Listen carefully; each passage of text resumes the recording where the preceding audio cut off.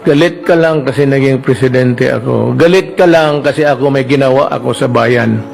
Galit ka lang kasi hindi ako pumayag na itong bayan ko pupunta sa aso. Galit ako kasi ang mga anak natin, hindi ako papayag na magiging narco state tayo.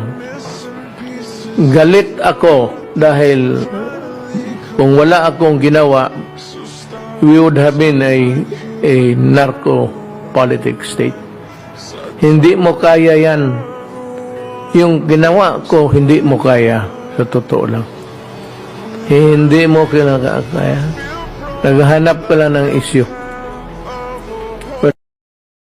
Ano po yung mga maipagmamalaki yung legacy ng Duterte administration? Nothing. All I want the people is to just